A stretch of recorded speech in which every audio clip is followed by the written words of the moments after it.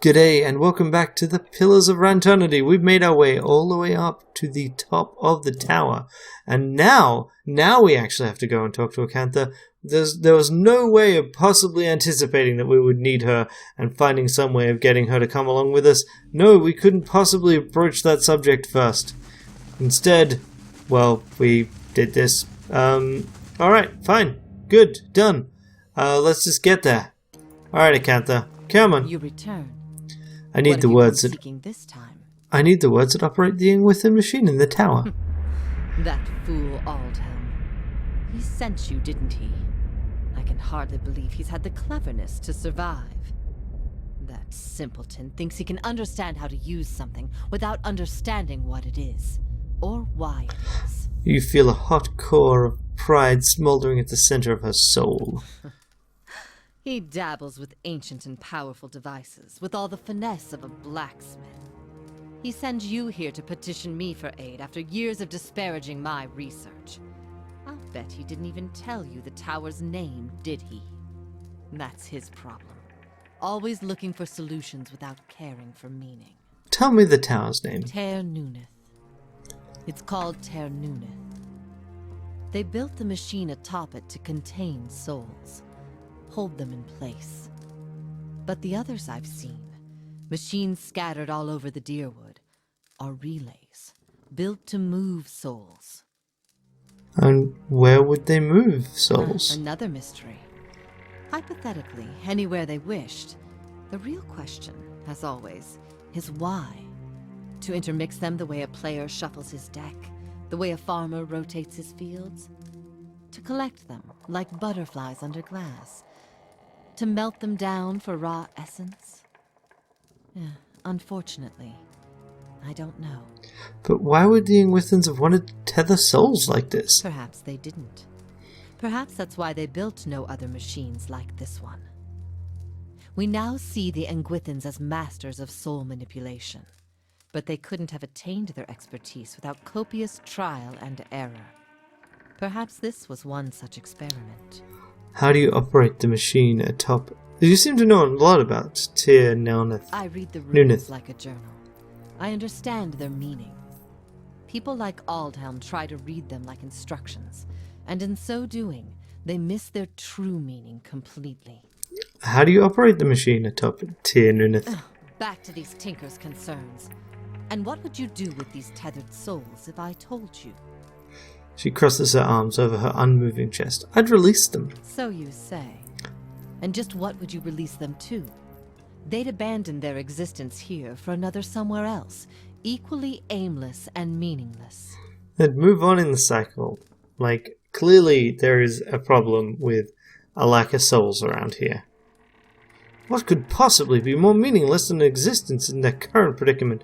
Perhaps, maybe not even Whale would know what to do, what would become of them, but it'd be wrong not to give the souls a chance to leave their prison. I could help you, but I won't. The pride lodged in her soul flares up, twisting into the shape of something that writhes and squeals within her. Here, I have specimens aplenty and time enough to observe them. It's every scientist's dream. My answer is no. You're dead. Why does any of this matter? Because my research will outlive me. I'll have time and opportunity enough to accomplish more than any animancer in the history of the field. And who will know about it? This pride sparks and squalls. All I've learned... the pride thing flickers as flames around the debate. All I've learned. Years of studying in Engwithan language. No one understands it better than me. That counts for something. Knowledge is meaningless unless it's shared. A foolish and false sentiment. Knowledge is meaning. It needs no external purpose. Your opportunities here are finite. One day that knowledge will die with you. The pride hisses and sputters. It's little more than ember now. You're wrong, but there's no conviction in her voice. It'll build forever. I'll cling to it. That will give me something. Teach me what you know, and I'll make sure it grows and your legacy lives on. Your words finally quench her pride, and all that remains is a blackened, diamond-hard rock. You cast it away, where it melts into the darkness. So be it. My studies and efforts shall grow through yours. These are the words you need. Her cold, dry fingertips rest on your temples, and you feel her reaching into your mind, forming pictures from the darkness. Runes flash through your head. But they're no longer just pictures. They have meaning and you understand them. They're commands. Something triggers in your mind, a distant memory unearthed from a past life long since buried. You can see a vast array of runes, far more than a counter has shown you, and you know their sound and their meaning and how they fit together. The language of Engwithan once more at your command. Something has awakened in your mind. You understand far more than I ever did. Take this knowledge then, and do what you will with Ranternity. Now that you understand its purpose, it will serve you in whatever way you wish. Certainly. You said that the other towers around here were constructed to move souls. Why would they have wanted to do that? We've already asked those. Remind me, how do you know so much? Explain how the control words work. Harnessing the power of Ranternity is about understanding what it was designed to do. You know the words and their meanings. You can speak them, and the tower shall obey. And what should I do? I expect. That will be easy now that you can read the runes. The vessels would still roam, but striking them down would return their essence to the cycle. But be careful. That machine controls hundreds of souls, and that volume of essence could easily overload it. Improperly channeling the essence would destroy the machine along with the souls. It would be a terrible loss for posterity. So basically, you could destroy it, and thus prevent anyone from using it ever again, and also prevent people from learning from it. That's an interesting problem. So, yeah, in fact, hey, by the way, here's this. It seems like a wretched deed to have to sacrifice those trapped within the device. They deserve a better fate. That's it. Thanks. Alright, cool. Sorted. We now know Engwithan, which will come in handy not just here, but elsewhere. So after this we can head back to Caed Nua and we can go and finish off level 8. Alrighty, so back here I have a fairly simple plan. I'm going to turn it off. So the reasoning behind taking that approach as opposed to destroying the machine is I think it kind of is something that we should be able to learn from. And destroying it at the cost of literally hundreds of people's immortal souls strikes me as somewhat bad. Just saying, especially since they didn't volunteer for this. Oh, so we can... Wait, no, there we go. So is this going to let me just go all the way up the top without having to pass through everyone? Yes. Good. Okay. Doesn't explain why we couldn't do that the first time around. But it just seems like an equally monstrous thing to literally cause all of their souls to die. To be destroyed forever. A jagged Adra pillar rises in front of you, encased in stonework run through with copper veins. The panel is covered in runes, which you can now understand. You recognize the words for end and for hold. The dial is currently fixed on hold. You recognize an inscription that, by an inscription, the manner in which you turn the dial is a means of throttling the device. Jeez, words, they're surprisingly hard. So maximize the throttle in order to overload the device, or choose end. Or talk to what's-his-face to get a third option. We're going to choose end. As the command words leave your lips and the dial sinks into the Adra under your hand, something like a thunderclap sounds overhead. The glow fades from the machine as it falls dormant.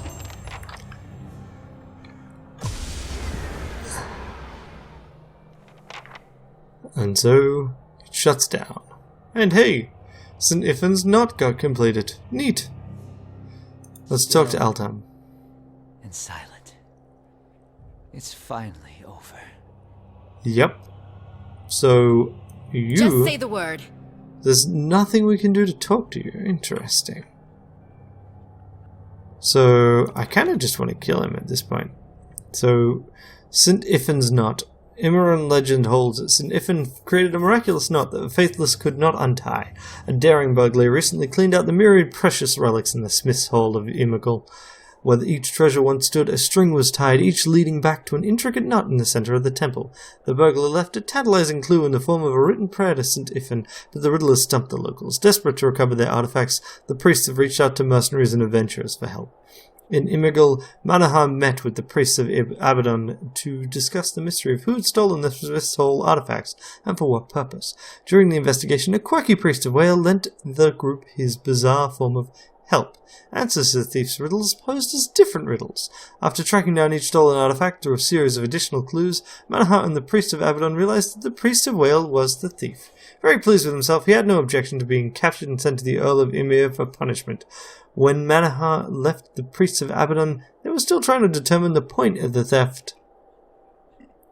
We've got one minor item, Iffin's Cradle, which is 5 uses, and it just gets rid of their beneficial effects.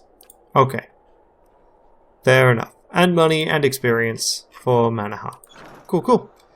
That's that done. I kind of just want to kill him. Like this.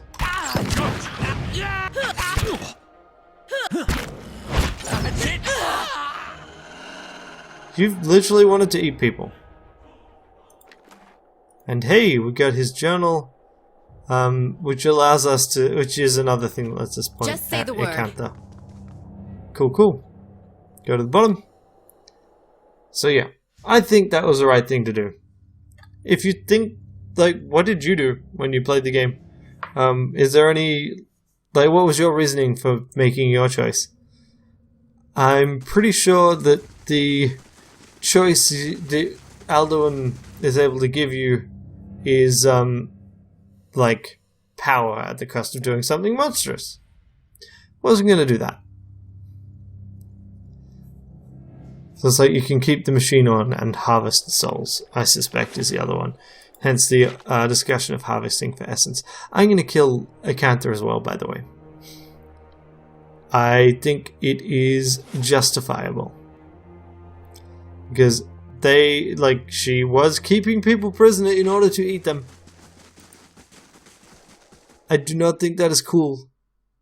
She taught me Engwithan. I mean, language, you know, having a language teacher is helpful. But not going to let her stick around if I can avoid it, but she's already vanished. Well, that's a pity. Alright, so we are done with Heritage Hill. We should hand in that quest. And then we should see what we can get done around the town. We should kind of pick a faction. We should... I think we're basically approaching the end of the current act. We can also deal with Caed Nua. So that's probably what I'm going to focus on doing now. And once we've finished this act, maybe I'll head back to White March and continue that. Because I've still got the second half of the expansion. There! That's a nice lady who helped me. And thank the Iron Arm for it. We'll get you sorted out at the keep. Okay. Gained reputation. The tower. It's off. Does this mean the curse on Heritage Hill is lifted? I guess I just moved a dial around on the machine in the tower. It wasn't a curse, but yes, the district is safe again. I think it'll be some time before anyone's willing to settle in the district again, but at least we can get started on restoring it. Okay, sweet. Heritage Hill complete. First buyers. Go to the Crucible Knights. Chat with them. Say, hey, how you doing?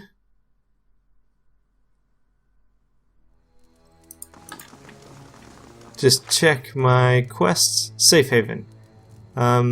So, Heritage Hill Manor. She is out of the district. Right, so it is actually marked as finished. A call to court. We need to do the Ducal Palace there. Speak to that. We've also got the Siege of Craigholt to deal with. Forgotten Army. Hermit of Hadred House, which we should get started on. Blade of Endless Paths. Missing Centuries. Speak to Willar in Crucible Keep.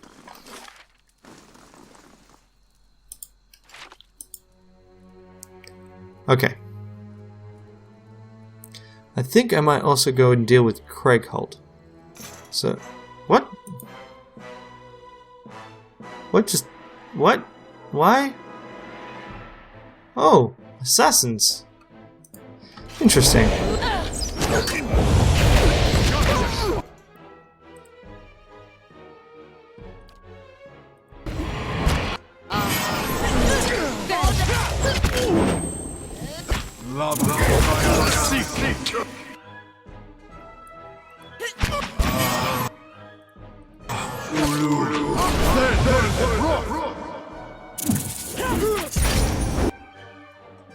Okay.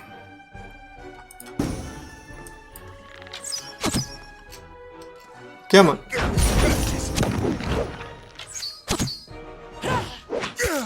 Fall over, Palagina.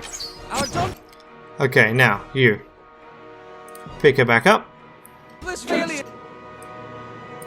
Kill him. Kill him. You go kill him. Rude. Alright, now, can you do this for me, please? And you head over here. Assassins is just rude, honestly. And then I can put stuff back on her. Yeah? There we go. All soulbound upgrades are complete. So now she gets revived the fallen once per rest. So the full story of Idwin's Redeemer.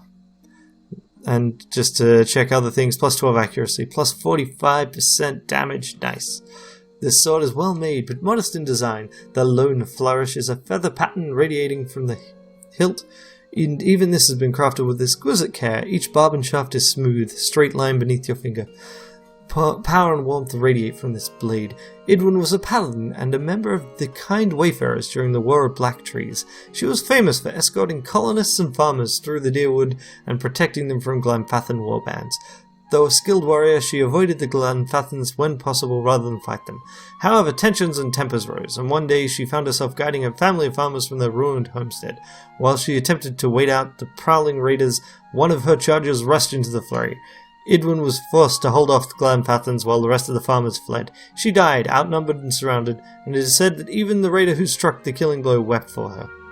The sword passed to a warrior of the twice-split arrows in honor of his bravery and skill during a ritual blood hunt. This was a moment of great pride for the tribe, typically regarded as the least amongst the sixth, not sixth, jeez. It was also a time of shifting borders and changing relations between Deerwood and Air Glanfath.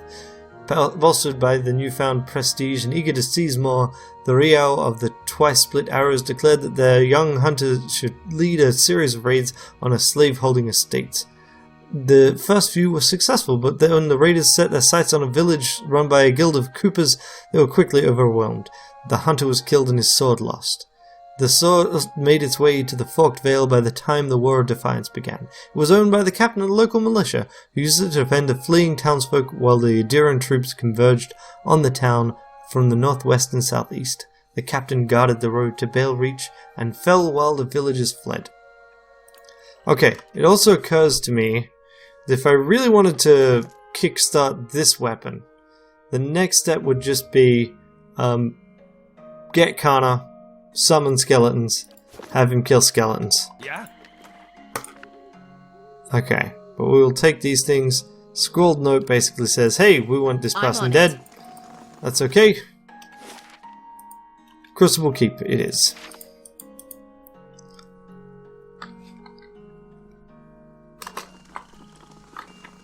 Yeah, that's fine.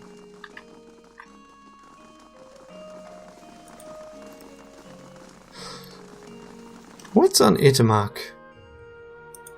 Actually can't see Itamark's effects, so... Just say the word. He's very glowy right now. Just open the door. Come on. Go and open the door. You can do it. Alright.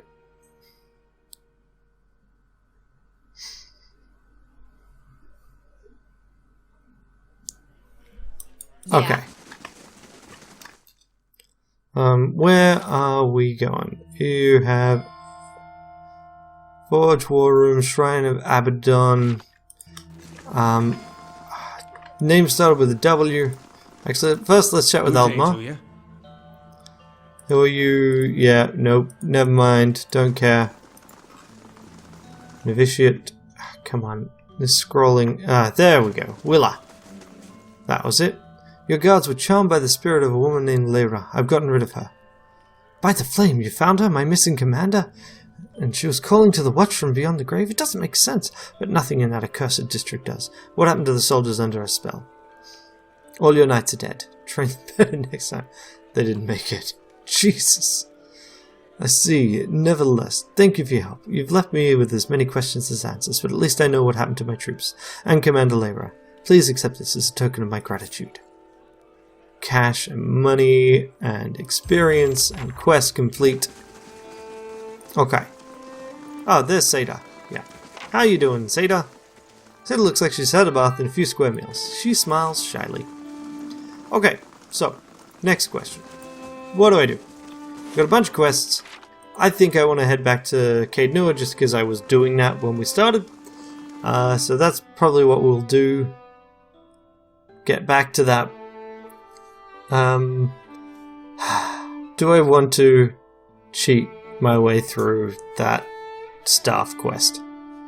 I kind of do, right? I mean, I want to see what it does, and it is a fairly effective way of getting there. You must gather your party before find an easy fight, or, you know, make sure you have an easy fight, and then you just get Kana to summon skeletons and hit those skeletons.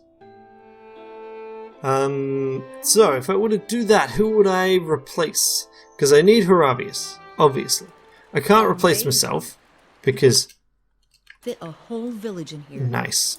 Okay, one last thing to build. And then I never need to worry about building something here again. Okay, so, who would I get rid of from this? Because the thing is, I like having a healer. I think I'd get rid of Aloth. Because I like having that backup there. Alright, yeah, we'll do that. So, Aloth, Farewell. let's just put Kana back in the party. Party time for everyone. Now we head down to level 5. 3 hours to head down. And we'll get down to level 8. So we can talk to... Now we can talk and read Engwithan. So now we should be able to do a little more there. So we need to get through here.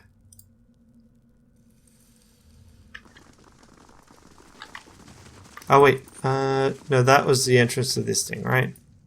It was. Because the thing is, I keep seeing a, you know, Ranneko has noticed something thing that pops up. And I haven't seen it. Seen whatever it is.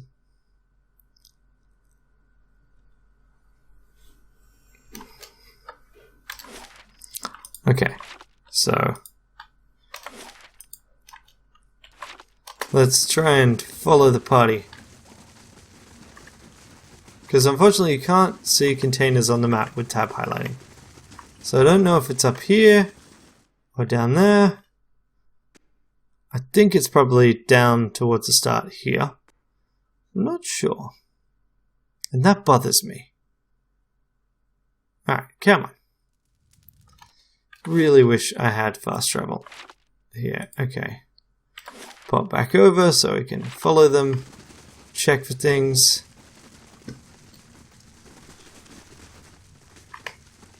Oh, that was odd. Seeing that. Nope, nothing about having spotted something on the way there.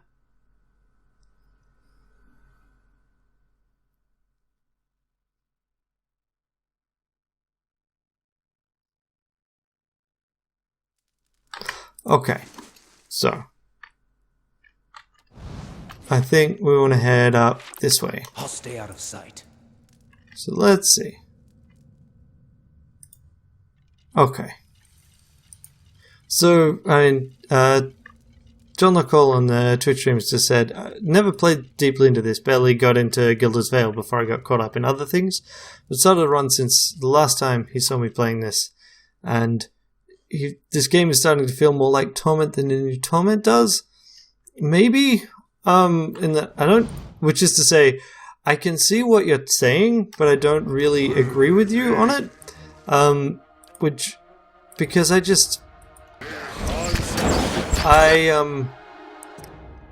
what do I want to say? Right, So I need to probably stop killing all of these. So pick something. Yeah, you attack that. You kill him.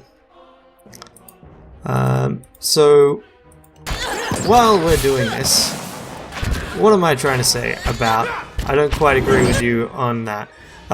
So when it comes to the new and the old Torment, one of the things I really appreciated going into the new Torment, having come straight from Pillars of Eternity, is that the new Torment does not have nearly the same emphasis on fighting that this game does.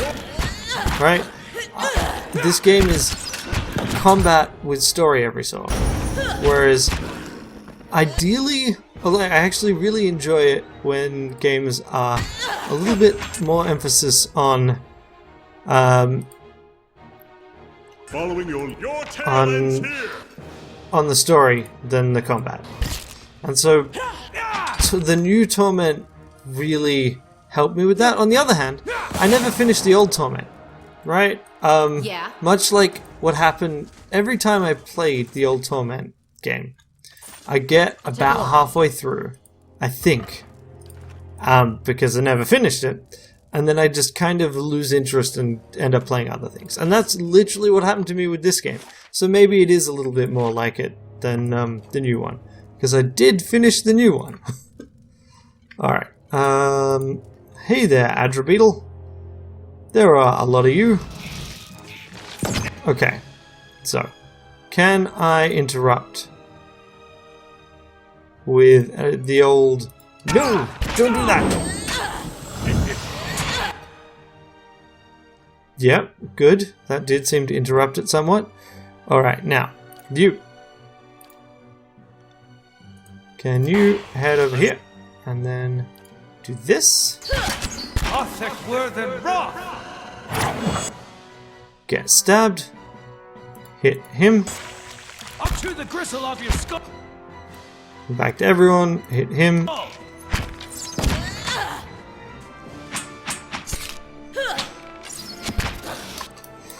Yeah, I think at the moment with the things I've got, I'll just fight normally. It's too much work to cheat the system. Alrighty. Those beetles dead. So here is the lower hand of the giant statue. Flame and sound.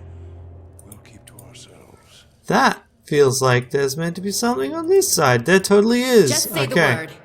So something's going to open up there. My guess is Master Staircase. Hey there, skeletons.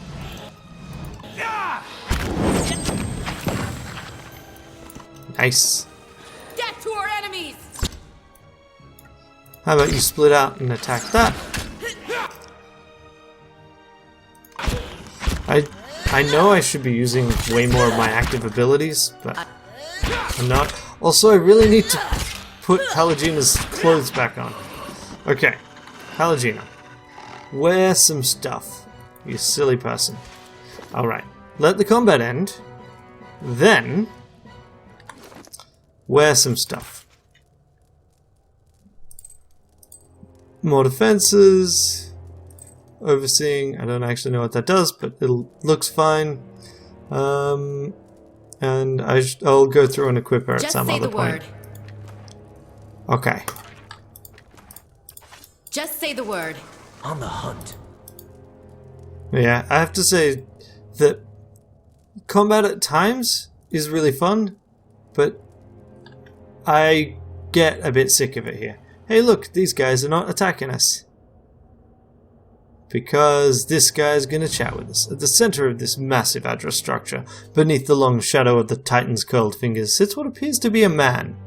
Unlike the slavering animalistic creatures you've encountered on this floor, this man is regally composed, lounging upon a crooked stone throne, yet his gaze has a piercing, feverish quality.